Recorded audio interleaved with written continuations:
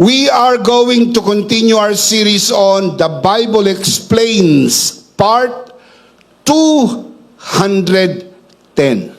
Today we're going to continue our mini-series within the big series of The Bible Explains, entitled, Your Next Season is Coming, Part 7. Let's commit this first to the Lord. Let us pray.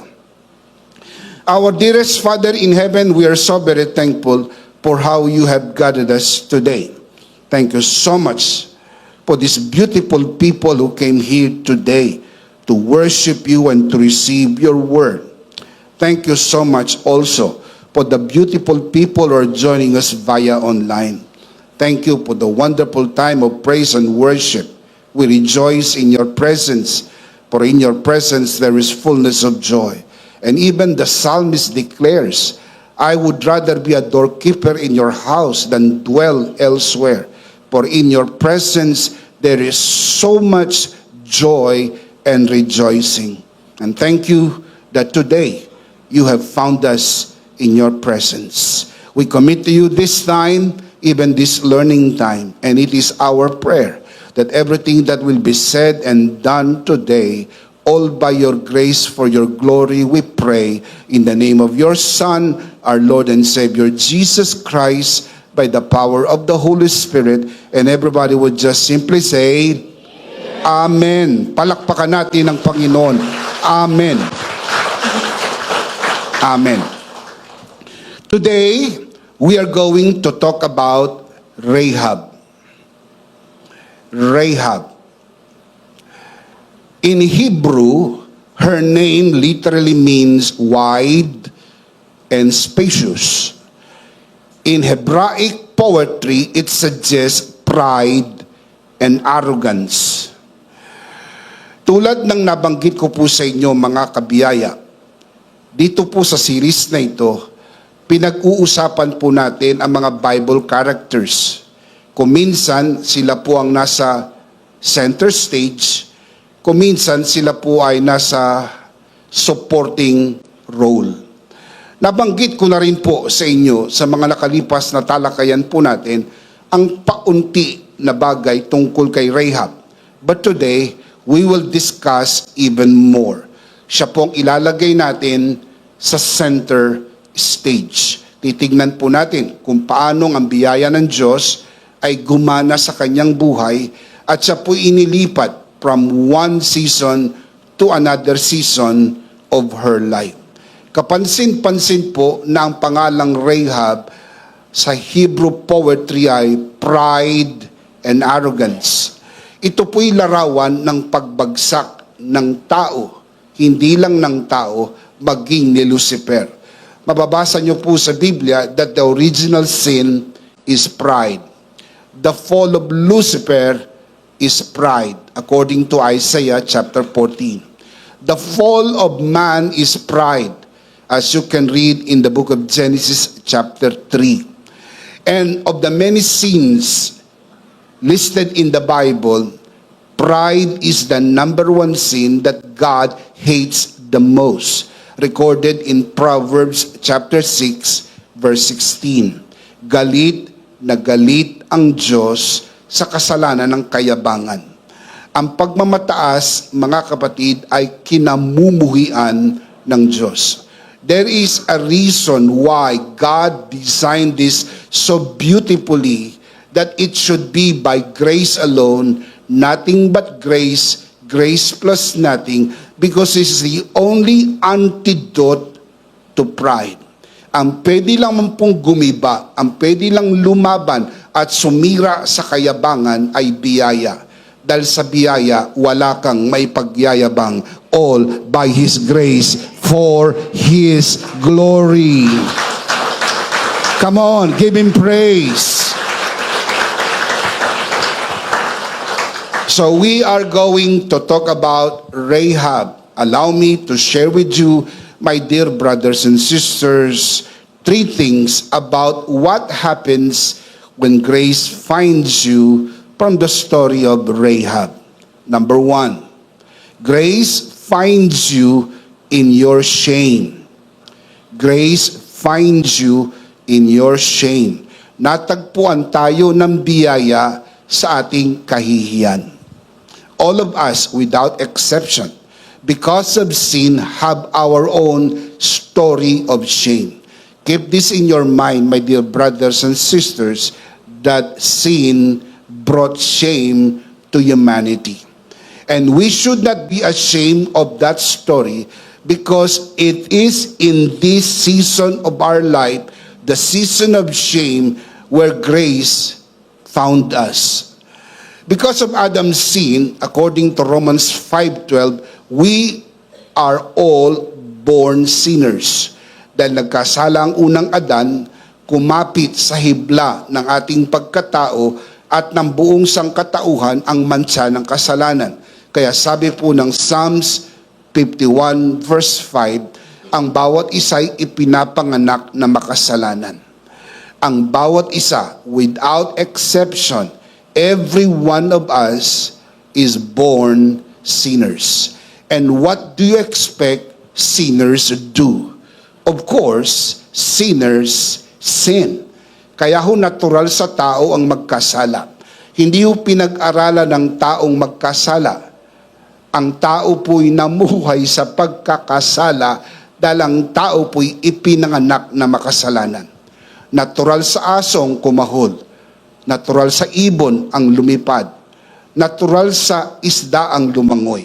Natural sa tao ang magkasala sapagkat nang ipinanganak ka, nakakapit na sa iyo ang likas ng kasalanan. That is why the Bible says in Romans 3:10, Romans 3:23, for all have sinned and fall short of the glory of God. Rahab's story shows that grace finds us even in our deepest shame. Ito ang inilalarawan ng istorya ni Rahab. In ancient Israel, prostitution was regarded as among the lowest sins. And it is even punished by death according to the law of Moses. Probably natatandaan niyo po yung babae na nahuli sa akto ng pakikiapid. Yung prostitute na yon ay kinaladkad at dinala sa paanan ni Jesus at dinidemand ang babaeng ito'y batuhin hanggang mamatay. Dahil yun po ang demand ng law. Mahigpit ang kautusan. Ang prostitution po, ang kaparusahan ay kamatayan. Dito sa konteksto na ito, makikita po natin ang grasya ng Diyos sa buhay ni Rahab at sumasalamin sa buhay ng bawat isa sa atin. Maaring ang kasalanang nagawa ng bawat isa ay hindi ho pare-parehas. Maaring hindi kasing dugyot o kasing dumi ng kasalanang nagawa ng iba. Pero ang lahat ay nagkasala, walang matuwid, wala kahit isa. Kung wala ang grasya ng Diyos, tayong lahat ay walang pag-asa. Ang nagdala lang ng pag-asa sa atin ay ang grasya ng Diyos, ang biyaya ng Diyos.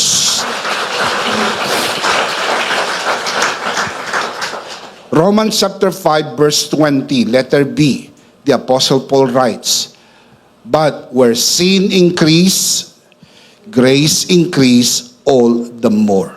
Kapansin-pansin mga kabiyaya na yung word na increase ay 2 beses ginamit.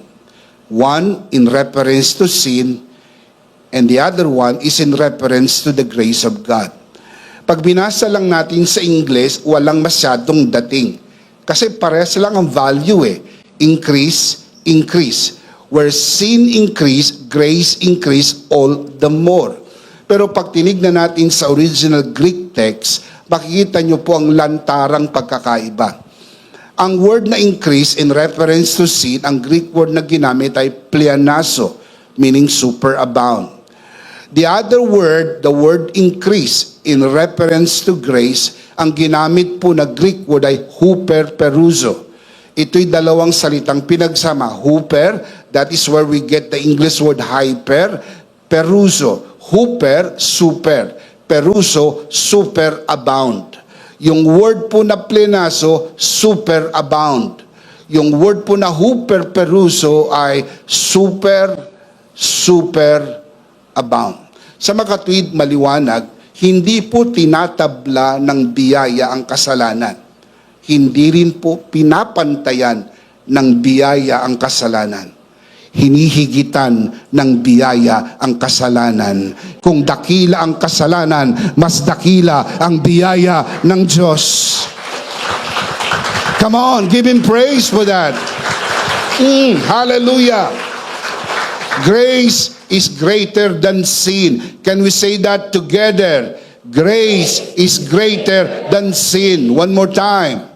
Grace is greater than sin. Where sin abounds, grace abounds even more. Can you say amen? Palakpakan natin ang Panginoon. Praise God. In other words, when sin reaches its highest point, grace doesn't just match it. Grace surpasses it. Nilalagpasan, hinihigitan, sapagkat mas dakila ang biyaya ng Diyos. Hey, you cannot out-sin the grace of God. Dito po tumataas ang kilay ng iba at nagsasalubong ang kilay at sabi nila, lumalakas ng loob niyong magkasala ngayon. Sapagkat dakila ang biyaya ng Diyos, di magkasala na lang tayo ng magkasala para lalong maging dakila ang biyaya ng Diyos. Ang sagot, hindi. Sapagkat ipinagpauna na ni Apostol Pablo nang una pang isinulat ito dahil inassume na po by the Spirit na ito magiging takbo ng malikot na kaisipang ng taong bagsak. Iisipin ng tao, magkasala na lang tayo ng magkasala para lalong sumagana ang biyaya ng Diyos. Hindi po. Ipinaliwanag ni Apostol Pablo sa susunod na kapitulo. Romans chapter 6, verse 1 and 2. Interesting po. Galing sa Romans 5:20, pagdating sa next chapter, pinaliwanag ni Paul, what shall we say then? Shall we go on sinning so that grace may increase? How did he answer? Verse 2, by no means. By no means. We died to sin. How can we live in it any longer? It's impossible. It cannot be done. So the issue at hand is not, will you go on sinning? The issue is not that. The issue is, can you go on sinning? The answer is, you can't. Because you already died to sin. Ang argumento ni Apostol Pablo ay hindi na pwede. Dahil patay ka na sa kasalanan. As far as God is concerned, sin is more of what Adam did than what we do. Kaya naman tayo nakagawa ng kasalanan ay sapagkat si Adan ang nakagawa ng unang kasalanan. Now listen to me and look at my eyes, my dear brothers and sisters. Kung hindi nagkasala ang unang Adan, wala tayong problema sa mga kasalanang nagagawa natin. Kaya tayo nakagawa ng kasalanan, minana natin kay Adan ang tinatawag na sin nature. And the sin nature we inherited from Adam, we were born with it and we live with it. Kaya natural sa atin ang magkasala. This is the very reason why Jesus did not commit sin. Why? Because Jesus did not come from Adam. Jesus is the second Adam. Jesus did not commit sin because he did not come from Adam and he doesn't have the sin nature that came from Adam. Wala po siyang likas ng kasalanan at dahil wala po siyang sin nature, hindi po siya nagkasala. Hinahamon niya ang kanyang mga kaaway. Sino sa inyo ang makakasumbat ng anumang kasalanang aking ginawa? Wala akong maisumbat dahil si Jesus ay hindi nagkasala ni nasumpungan naman ng daya ang kanyang bibig. Siya po'y puro, siya po'y dalisay, siya po'y walang kasalanan. He did no sin. In him no sin. He knew no sin. At dahil doon, hindi ho siya nagkasala sapagkat wala siyang sin nature. The problem is not what we do. Ang pinipix ng religion is what people do. They are barking up on the wrong tree. You're giving a wrong medication because you do not even know what the sickness first. Dapat alam mo muna kung anong sakit bago mo lapatan ng gamot. Ang sakit ay hindi yung ginagawa nating kasalanan. Symptoms po yun. Ang sakit ay yung minana nating kasalanan.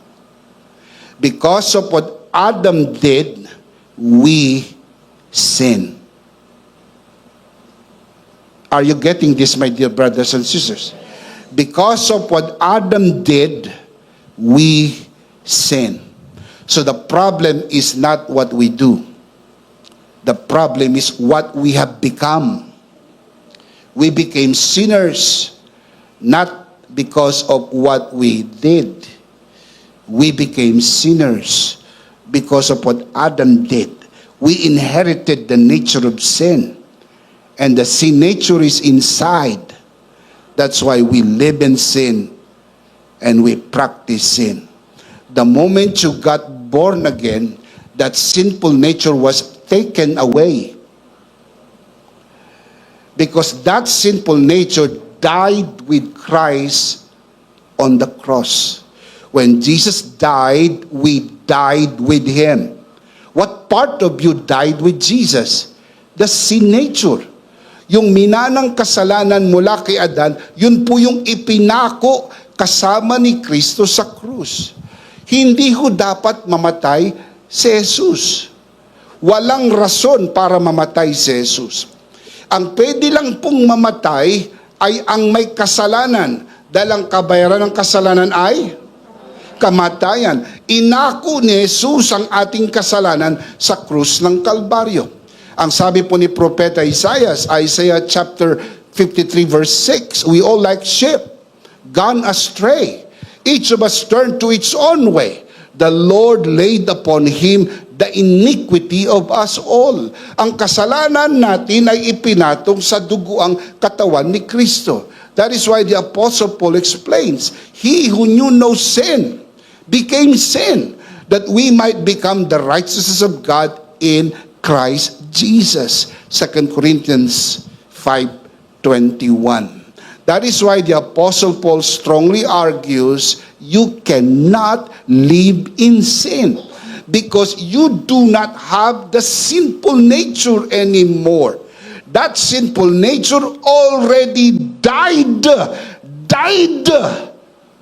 It is not in the process of dying. It is not even the hope that will die someday. It's already dead. Now look at the verse again.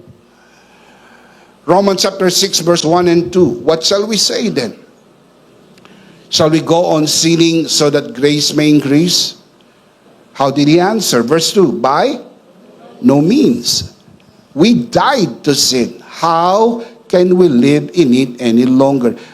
There is no possibility. It's impossible for a true born-again believer to live in sin because you are already dead to sin and you are made alive in Jesus. Palakpakan natin ang Panginoon. Praise God! Titus chapter 2 verse 11 to 12. For the grace of God that brings salvation has appeared to all men. What brings salvation? Look at the verse. I'll read it again. For the grace of God that brings salvation has appeared to all men. What brings salvation? Not the law of God. Not the law of God. The grace of God. Not rituals. Not rules and regulations. Not even the church. The grace of God that brings salvation to all men. Ang kaligtasan ay para sa lahat ng tao. Hindi po sa ilang mga tao lang, hindi po sa piling mga tao lang, hindi po para sa mga Hudyo lang, hindi para sa mga Hintil lang, Hudyo't Hintil, mahal ng Diyos ang lahat ng tao. Can you say amen? God is not willing that any should perish, but all should come to repentance. Now look at verse 11 again. For the grace of God that brings salvation has appeared to all men. Verse 12, it. Referring to the grace of God. Ang nire-refer na it ay ang grace of God. Galing sa verse 11. It, the grace of God, teaches us to say what? No to ungodliness and worldly passions. And what else?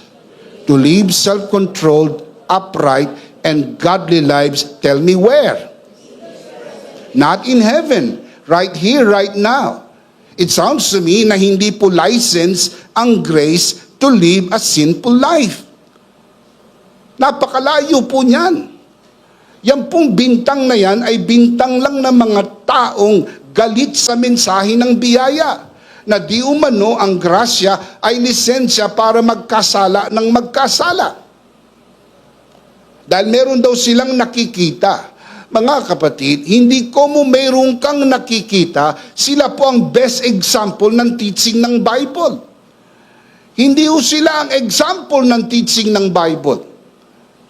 Ang teaching ng Bible, mga kapatid, ay totoo kahit ano pa ang nakikita mo sa mga tao dahil hindi ho ang salita ng Diyos ang susunod sa tao. Ang tao ang dapat sumunod sa salita ng Diyos. Amen. John chapter 4.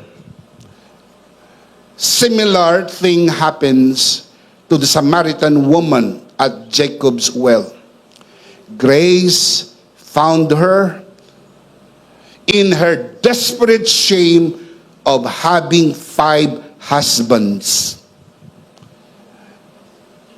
Natagpuan ng biyaya ng Diyos ang babaeng ito sa kanyang desperate shame na nagkaroon siya ng 5 asawa. Come to think, yung feeling of shame, bakit? Wala bang sumiseryoso sa akin? Wala bang magmamahal sa akin ng totoo, at least for life? At kailangan kong sumama sa iba't ibang mga lalaki para malimos ng kanilang pagmamahal? Wala bang magmamahal sa akin ng totohanan? Look at the shame. Hindi mo man lang maikwento na naka5 asawa na ako. Ibig sabihin, walang tumatagal na asawa sa iyo. What's wrong with you? What's wrong with you, girl? What's wrong with you, woman? Parang yung feeling of shame, and also the shame of the men who are using her for their own pleasure and no commitment and no love and no serious relationship at all. Pero it was at this point, hey, look at my eyes, and those of you are watching this broadcast, it was at this point that grace found her. Jesus did not condemn the woman. Jesus gave this woman the living water. Ibinigay ni Jesus sa babaeng ito ang tubig ng buhay upang hindi na siya muling mauhaw kailanpaman. Hey, listen to me, my dear brothers and sisters, and those of you who are watching this broadcast, let me just announce this to you. Ang tunay na kasapatan ay wala sa relasyon ng tao. Ang tunay na kasapatan ay nasa tubig ng buhay, relasyon sa Diyos. Shout amen. Jesus emphatically said to the woman, ang sino mang uminom ng tubig mula sa balong ito ay muling mauuhaw. Pero ang sino mang uminom ng tubig na ibibigay ko, hindi na mauuhaw. It's wonderful to marry and have a family, but that is not the ultimate satisfaction. Ang sino man nasa hustong gulang ay nagpapasyang mag-asawa, pero hindi ho para sumaya. Kapag nag-aasawa ka para sumaya, ay naghahanap ka ng saya sa pag-aasawa at ikaw ay mabibigo. Dapat bago ka pumasok sa pag-aasawa, masaya ka na. Dahil ikaw ay na kay Jesus. Dalhin mo ang saya na yan sa pag-aasawa at pares kayo magiging masaya habang buhay. Amen! Ang magtatali sa mag-asawa, hindi yung kapirasong papel. Ang magtatali sa mag-asawa ay ang pag-ibig ng Diyos. Kapag binigkis kayo ng pag-ibig ng Diyos, you are bound to live forever. What God has joined together, let no man separate. Design ni God that marriage will be a lifetime. It is forever in this life, of course.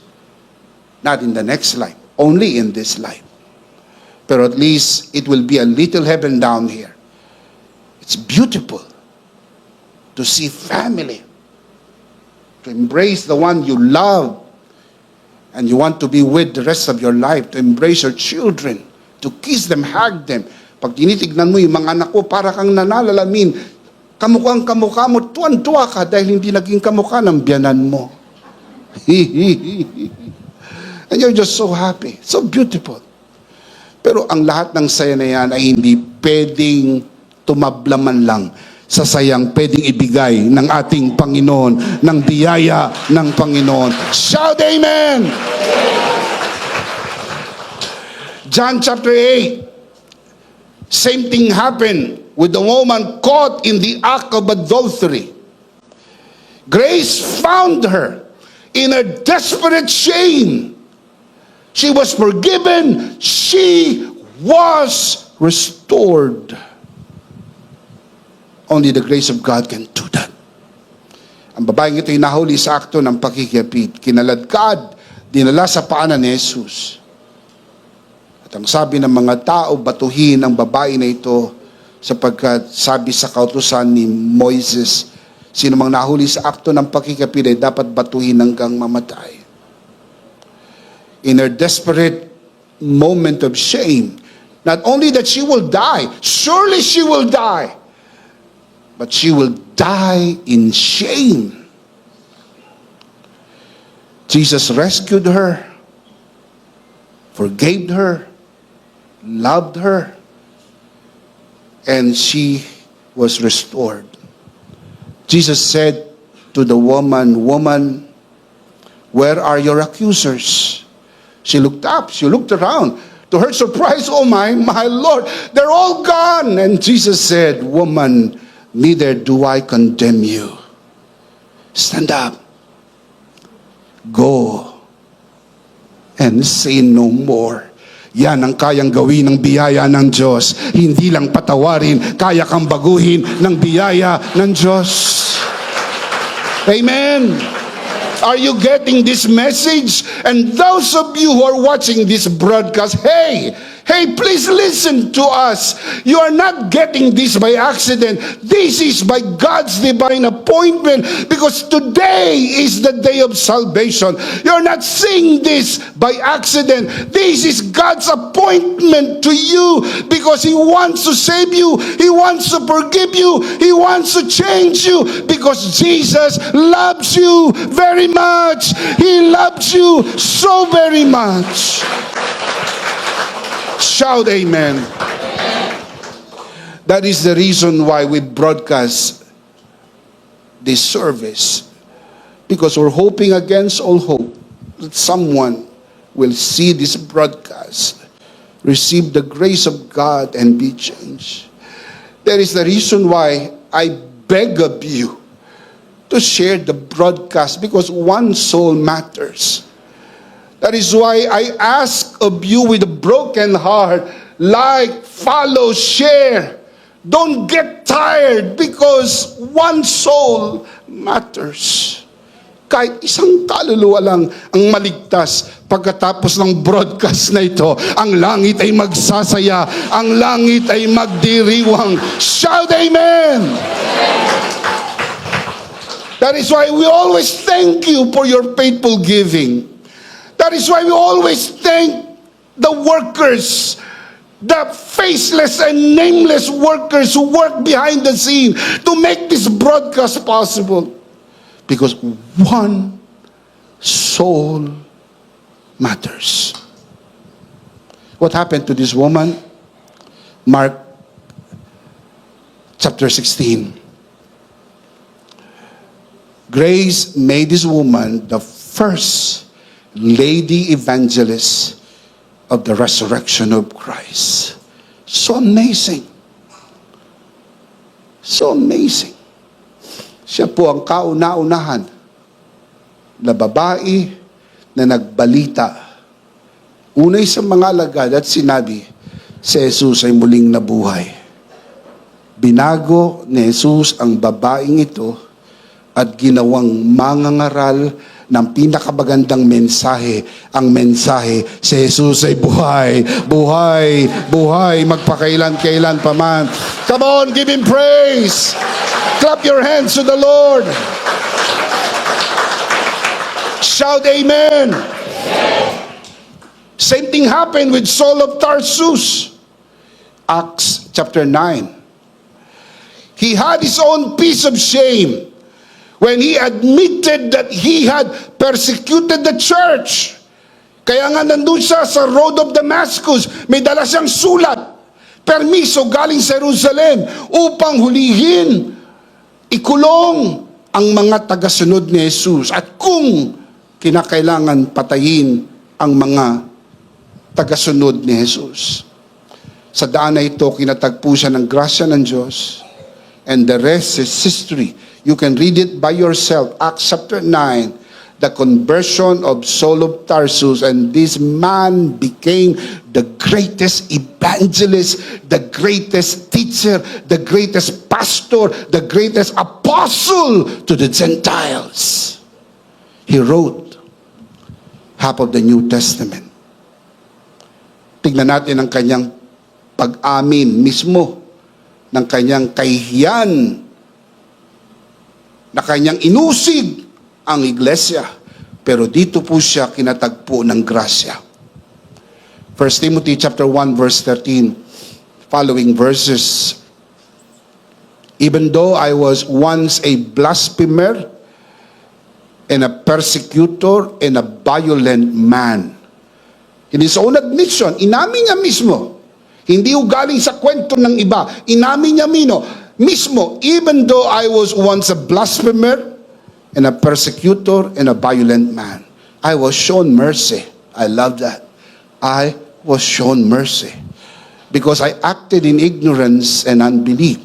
Verse 14, the grace of our Lord was poured out on me abundantly, along with the faith and the love that are in Christ Jesus. Can you say amen? Amen. Verse 15, here is a trustworthy saying that deserves full acceptance. Christ Jesus came into the world to save sinners. And Paul, in his own admission, of whom I am the worst. Look at verse 16. But for that very reason, I was shown mercy, so that in me, the worst sinners, Christ Jesus might display His unlimited patience as an example for those who would believe on Him and receive eternal life. Ang iginawad ng Diyos sa atin ay unlimited patience. Anong ibig sabihin? Hindi mo na kayang galitin ang Diyos. Dahil ang galit ng Diyos ay sinipsip ng dugo ang katawan ni Kristo sa krus ng Kalbaryo. Hindi na galit ang Diyos. God is not angry at you anymore. Yun ang mensahe ng ilang simbahan, ilang pastor hanggang ngayon. Galit ang Diyos. Hindi po yan ang Diyos ng Biblia. Hindi na ho galit ang Diyos. May mga nagpipreach pa hanggang ngayon, God is an angry God. Sino mga nagpipreach nito? Mga angry bird. Angry pastor. Hindi ho galit ang Diyos. Bishop, how do you know? How do you know for sure? Listen to me. Listen to me. I am very sure. Dahil dun sa krus ng Kalbaryo, ang lahat ng kasalanan ng tao, ipinatong sa dugo ang katawan ni Kristo. Si Jesus po, ang kanyang kamatayan, ang tawag substitutionary death. Ang tawag po sa kanyang ginawa ay propitiation. Sabihin natin, propitiation. Mali ang bigkas nyo. Propitiation. Malapit na. May landi sa dulo. Propitiation. Ah, good. Praise God. Ano ibig sabihin ng propitiation? Pampalubag loob. Ibig sabihin ng si Jesus ay nabayubay sa krus ng Kalbaryo, siyang naging pampalubag loob, naglubag ang galit ng Diyos nung makita ang sakripisyo ni Kristo. Naglubag! Habang ang kasalanan mo'y naglilibag, ang galit ng Diyos naglubag. Bakit? Sapagkat lahat ng ating kasalanan ay binayaran na ni Kristo sa krus ng Kalbaryo. Come on!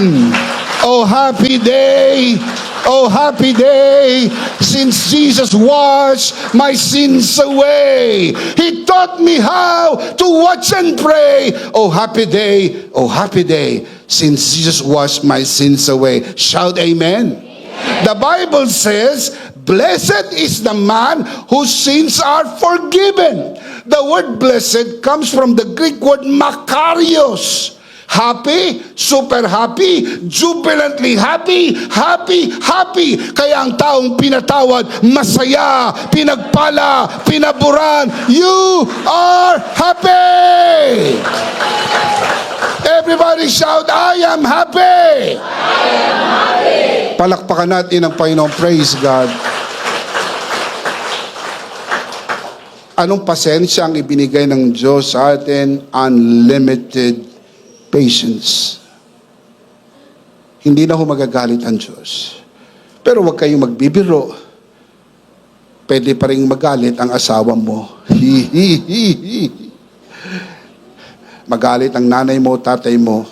Hindi ho yan sinagot ng krus ng Kalbaryo. Listen to me. Pagka loko-loko ka, patay ka sa misis mo. Patay ka sa mister mo, patay ka sa nanay mo, tatay mo. What I mean, patay lagot. Ha? Hindi literal na patay. Lagot ka sa nanay at tatay mo. Lalo na sa lolo mo.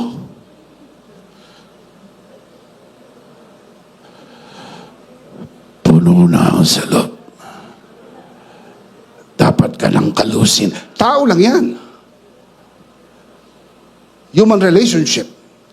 Pero as far as your relationship with God is concerned, it is forever settled. You are loved, you are accepted, you are blessed, you're highly favored, you are holy forever, because by one sacrifice, He has perfected us forever. Hebrews 10:14, you are forever perfect before God because of the finished work of Jesus. Shout amen. Palakpakan si Lord. Praise God. All of them. The woman at the well, the woman caught in adultery, Saul of Tarsus, including Rahab. All of them have their own stories of shame. But grace found them. So do we. Palakpakan natin ang Panginoon. Ganon din tayo. Natagpuan tayo ng biyaya ng Diyos. Number one, Grace finds you in your shame. Number 2, grace honors your faith. Grace honors your faith. Pinaparangalan ng biyaya ang iyong pananampalataya. Now let's look at Rahab's faith. Joshua chapter 2 verse 9, following verses. And said to them, Rahab was talking to the 2 spies, and said to the 2 spies, I know that the Lord has given this land to you, and that a great fear of you has fallen on us, so that all who live in this country, referring to Jericho, are melting in fear because of you. My question is, how did she know? Sabi niya doon sa 2 spy, I know. My question is, how did she know? The next verse tells us, verse 10, we have heard. That's why she knew. We have heard how the Lord dried up the water of the Red Sea for you when you came out of Egypt. And what you did to Sihon and Gog, the 2 kings of the Amorites east of the Jordan, whom you completely destroyed. How did she know? Because they heard. They heard. Alam niyo mga kapatid, ang kwento, may pakpak. Di ba? Nakukwento talaga yan. Kwento.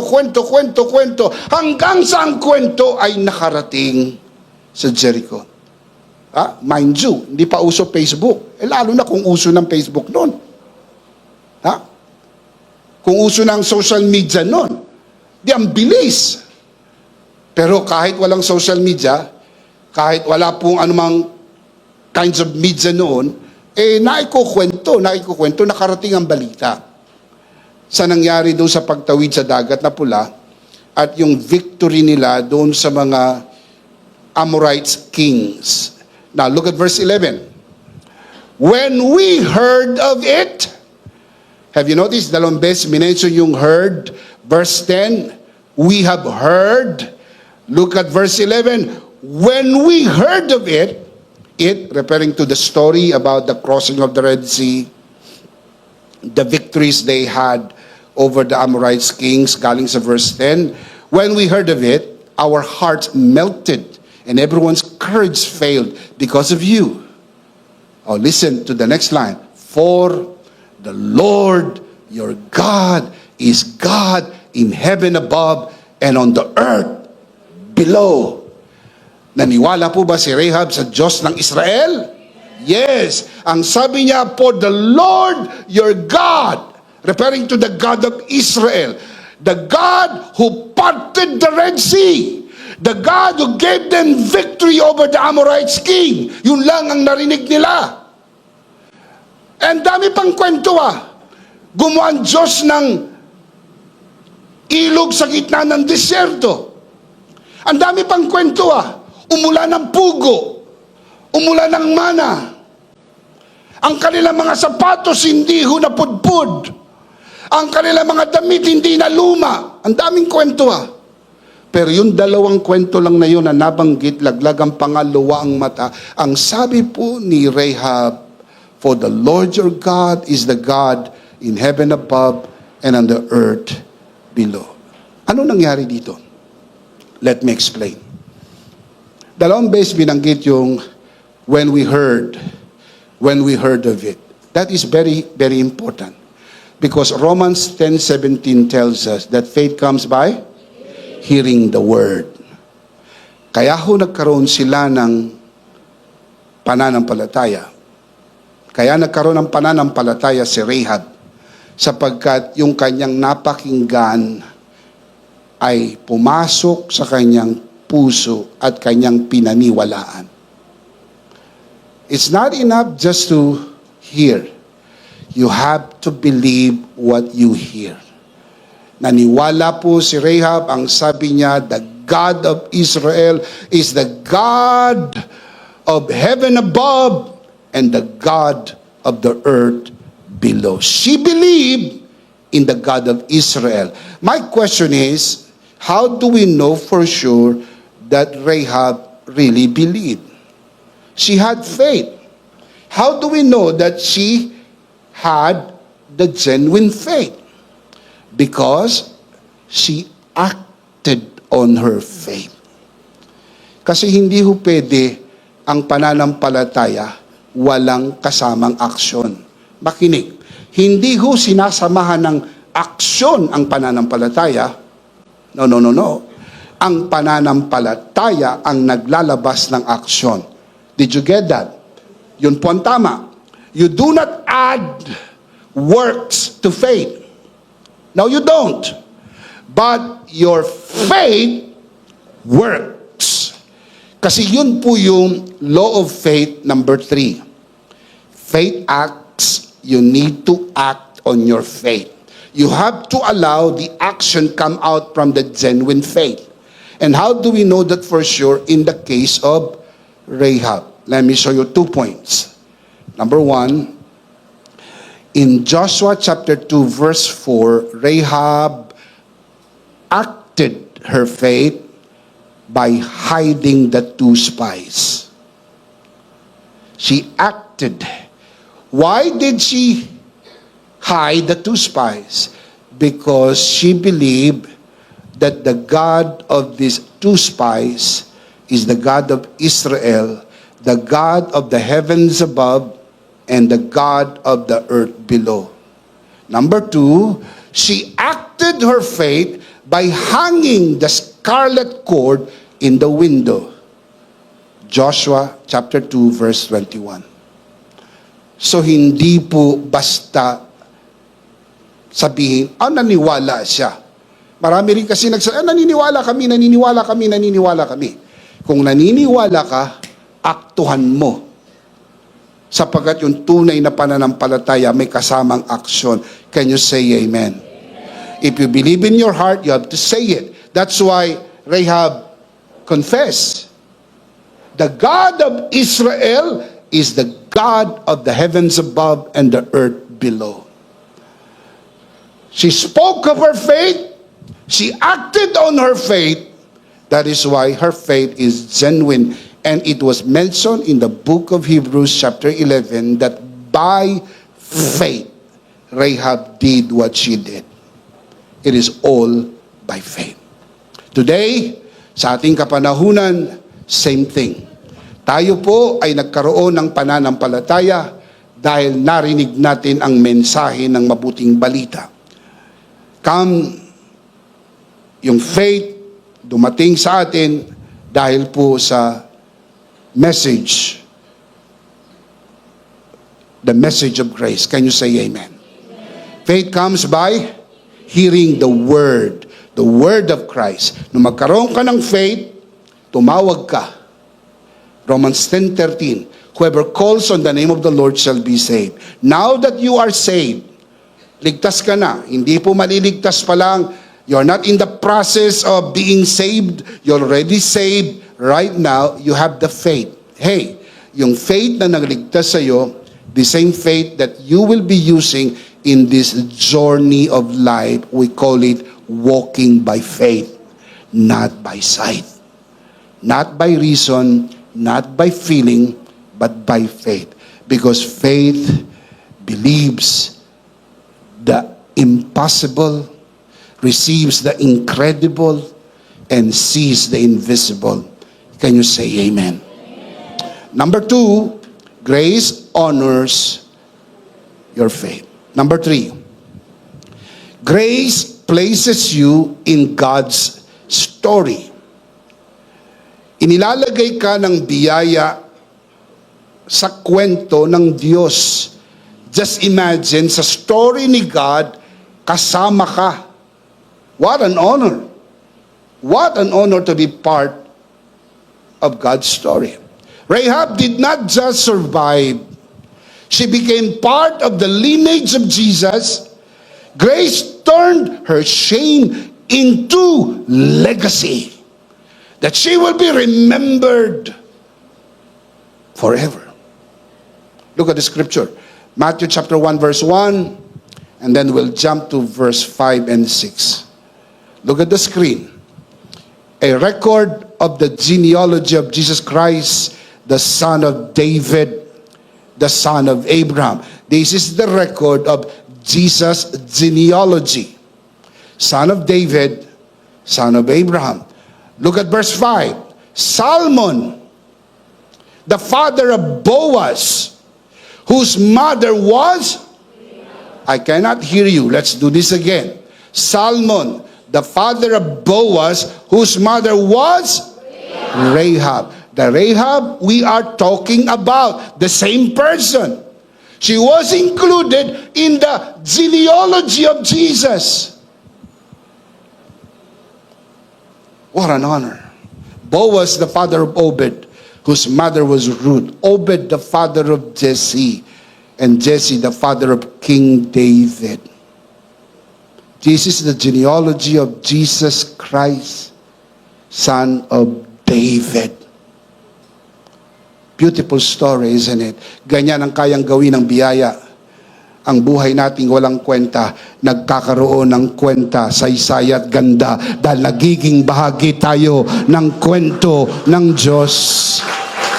Amen? Sino si Rahab?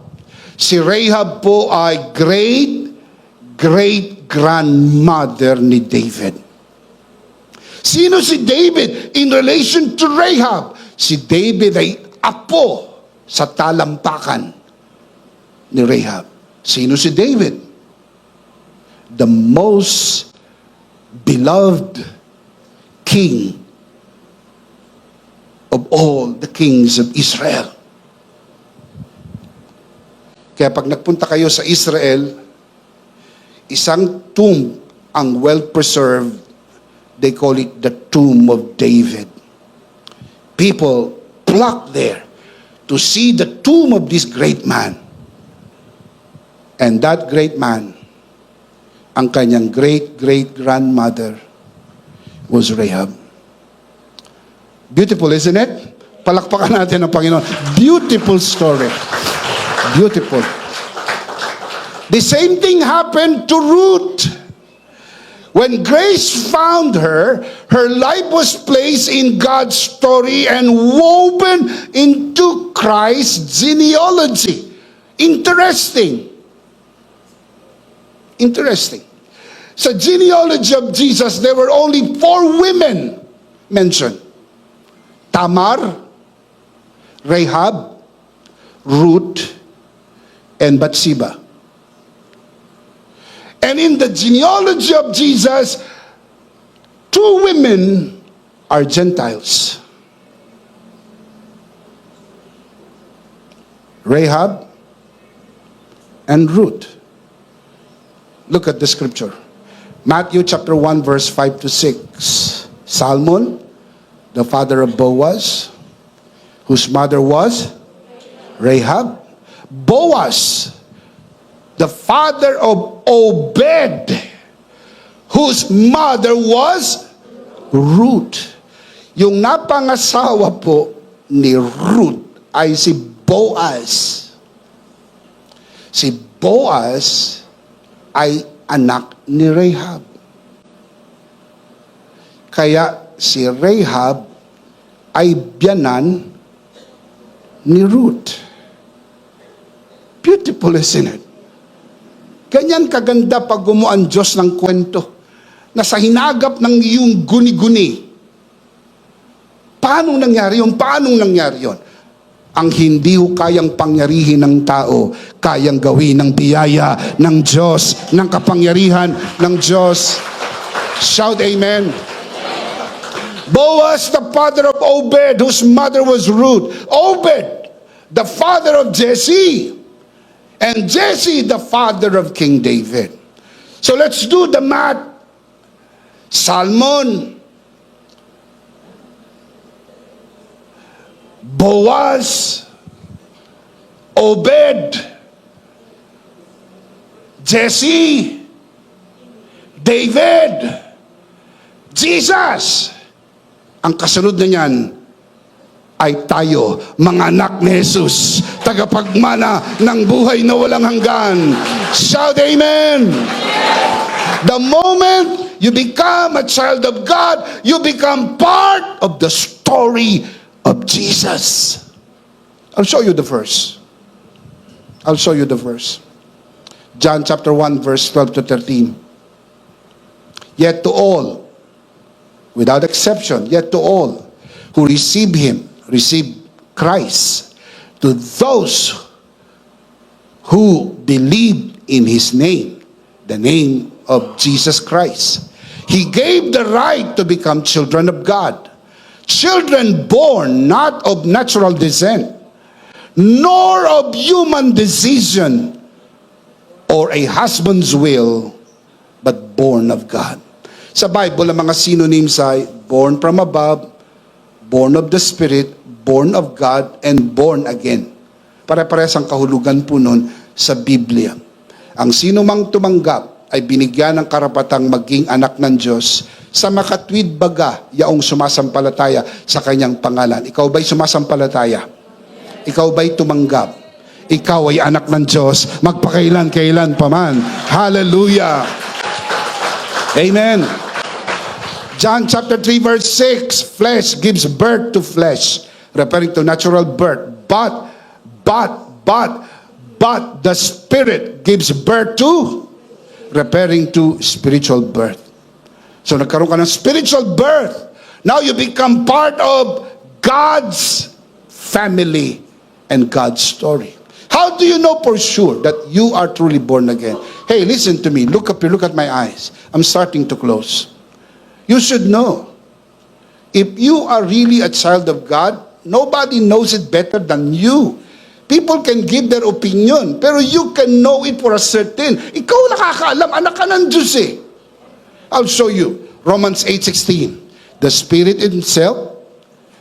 Himself testify with our spirit that we are God's children. So who is the one telling you that you are God's child? The Holy Spirit lives in the inside. Two spirits ang binanggit eh. Yung una, capital S, referring to the Holy Spirit. Yung small s, referring to human spirit.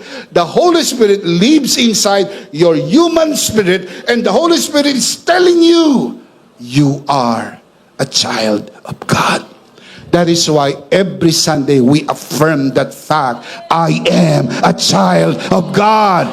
Come on. Everybody say, I am a child of God. Mas malakas pa. Palakpakan, may kasamang hiyawan. Are you happy? Are you happy? We should be happy. Sapagkat ang pagiging anak ng Diyos ay hindi mo nabili, hindi mo napremyuhan. Ito'y nirigalo sa iyo ng Diyos sa biyaya. Amen? Ephesians chapter 2 verse 9. So now you Gentiles are no longer strangers and foreigners. You are citizens along with all God's holy people. Look at the next line. Beautifully worded. Can you read that for me? The last line. Ready? 1, 2, 3. One more time. Do you believe that? Palakpakan si Lord. Amen. You are members of God's family. It's an honor to be a member of the royal family. Grabe yun. Yung maging member ka ng royal family, grabe yun. Pero ito, mapatid, wala nang hihigit pa dito. Ikaw ay kabilang sa pamilya ng Diyos. How do we know that for sure, Bishop? I'll give you assurance. Hebrews 2:11. Both the one who makes men holy, referring to God, and those who are made holy, referring to us, believers, are of the same family. We belong to the same family. And look at the next line. So Jesus is not ashamed to call them brothers. Though it is true that Jesus is our Lord and Savior and He is our God, but also equally true that He is our big brother. Si Jesus ang big brother. Nasa bahay ka ni big brother. Ipayapa mong isip mo dahil hindi ka mapapaalis sa bahay ni Big Brother. You are there to stay forever. You are there to stay forever. Shout amen. Come on, get happy. Praise God. Thank you, Jesus. Ganyan kaganda ang mensahe ng biyaya. Amen? Let's see them again. 3 things when grace finds you from the story of Rahab. Basahin natin, malakas, sabay-sabay. Ready? Malakas, sabay-sabay. Umupo ng maayos. Isuot ang sinturong pangkaligtasan. Magsasalita kayo at gagalaw para hindi kayo giniginaw. Malakas. Ready?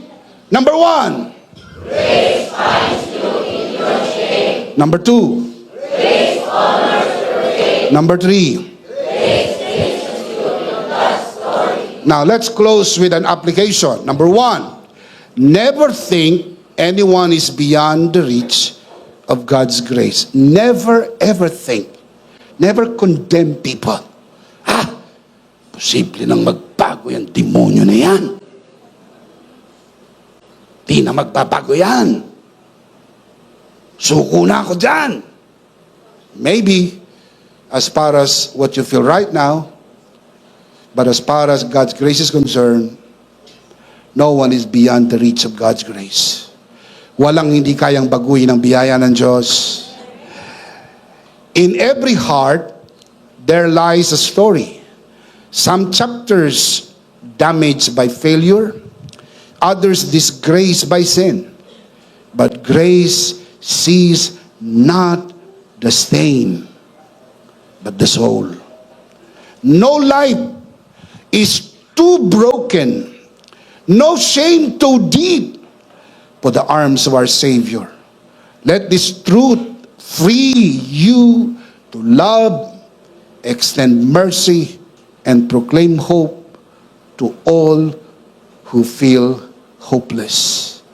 Ang mundong ito punong-puno ng kawalan ng pag-asa, kaya sinusubok ng tao ang lahat para baka sakali makakuha ng pag-asa.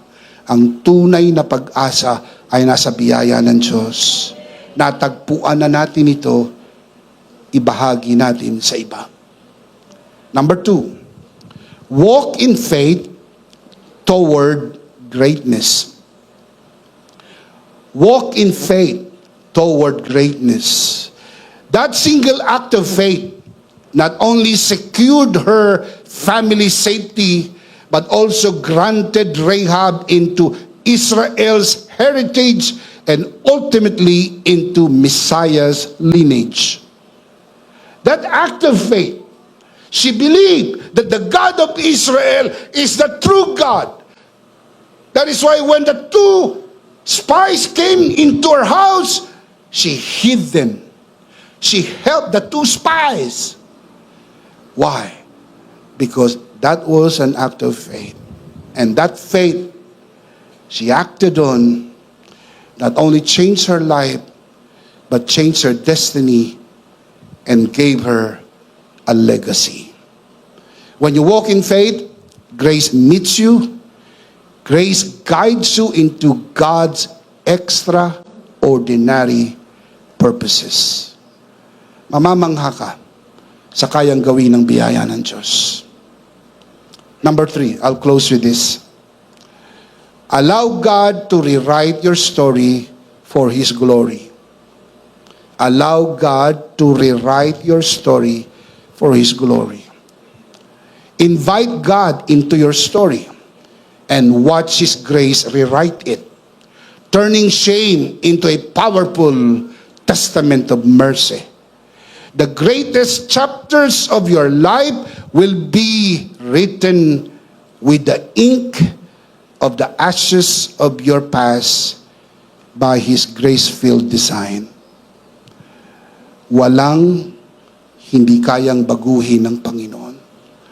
Mula sa abo ng iyong nakakahiyang nakaraan, gagawin niya po itong tinta para maisulat ang magandang kwento ng buhay mo. Ikaw ay binago ng biyaya ng Diyos. Palakpakan natin ang Panginoon. Praise God. Let's see them again. Live application. Ready? Let's read them out loud. You can see this on your screen. Number 1.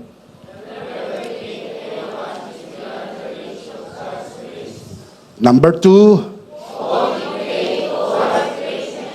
Number 3. Never think anyone is beyond the reach of God's grace. Walk in faith toward greatness. Allow God to rewrite your story for His glory. The big idea is,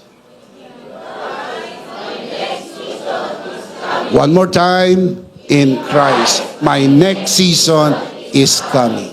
Of course, we do not want to end this broadcast without giving you the opportunity to receive Jesus today, be saved, because this is the beginning of your new season. Receive Jesus today and be saved. Taas po natin ang ating dalawang kamay sa lahat ng narito sa loob ng bulwagan na ito. Samahan po natin ang ating mga bisitang nanonood sa broadcast na ito. Manalangin po tayo ng pagtanggap at ariin natin ang panalangin ito, isang personal na panalangin, bigkasin ng mayroong paniniwala. Manalangin po tayo. Panginoong Hesus, ako po'y makasalanan. Hindi ko po kayang iligtas ang aking sarili. Ako'y mapapahamak ng hiwalay sa iyo. Narinig ko po ang mabuting balita. Ako po'y naniniwala. Tinatanggap kita sa aking puso bilang aking Panginoon at aking tagapagligtas. Salamat po, pinatawad mo na ang aking mga kasalanan, isinulat mo na ang aking pangalan sa aklat ng buhay. Sa pangalan ni Jesus, Amen. Ako na lang po mananalangin. Ama, itinataas ko po sa harapan ang sinuman sumunod sa panalangin ng pagtanggap sa unang pagkakataon sa loob ng bulwagan na ito, lalong-lalo na po sa mga nanonood sa broadcast na ito. Tinataas po namin sila sa iyong kagandahang loob na sila'y lumago sa biyaya at sa bagong natagpuang pananampalataya sa pangalan ng Panginoong Jesus. Tayong natin magsabi ng Amen. Palakpakan natin si Lord. Praise God. Praise God. Ihanda po natin ang ating mga sarili. Tayo po'y darako sa gawain ng banal na komunyon. Get your communion elements and let's do this together.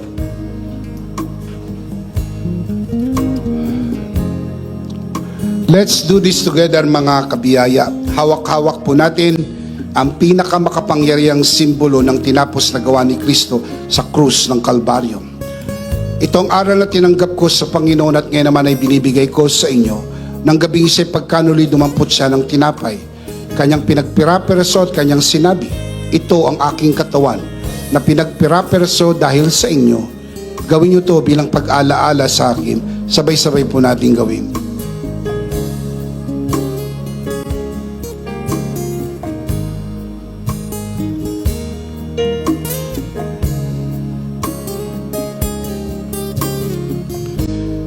Gayon din naman matapos maghapunan ay kanyang hinawakan ng saro at kanyang sinabi, ito ang saro ng bagong tipan na pinagtibay ng aking dugo. Gawin niyo to bilang pag-alaala sa akin. Sabay-sabay po natin gawin.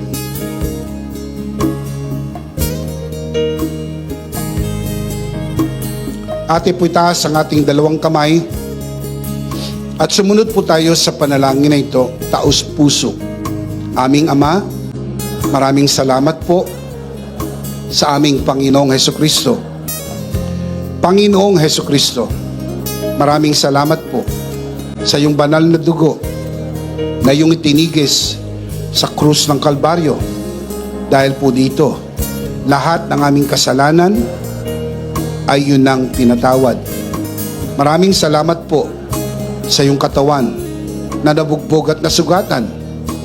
Dahil po dito, lahat ng aming sakit ay iyon ang pinagaling. Gaya ng nasusulat, sa iyong mga sugat, ako'y magaling na. Ako'y naniniwala, ako'y magaling na. Aking dinideklara, ako'y magaling na. Ako'y malusog, malakas, masigla, pinagpala, pinaburan, at mabubuhay ng mahaba. Sa pangalan ni Jesus, maraming salamat po, Banal na Espiritu, sa iyong kapahayagan sa mensahe ng biyaya. Sa pangalan ng Panginoong Jesus, Amen. Amen. Palakpakan po natin si Lord. Praise God. Praise God. Minsan pa, sabay-sabay, ano po ang ating big idea? Mas malakas pa. Do you really believe that? We believe that with all of our hearts, that in Christ, my next season is coming. Last of all, let me speak to your heart, you who are watching this broadcast. If this broadcast has blessed you, and if not asking too much, I would like you to bless this ministry with your love offering, so that together we can reach the world with a message of full grace. And from the bottom of our hearts here at EMI, we would like to say, thank you for giving to the Lord. We'll see you next Sunday, prayerfully on site, but definitely we'll see you again online. Ako po si Bishop Emmy, kasama po si Pastor Joe at ang kabuuan ng The Lord's Community and EMI Broadcast. Maraming thank you. Stay a bit for more announcements. Stay blessed and stay connected. Always remember, in Christ you are forever.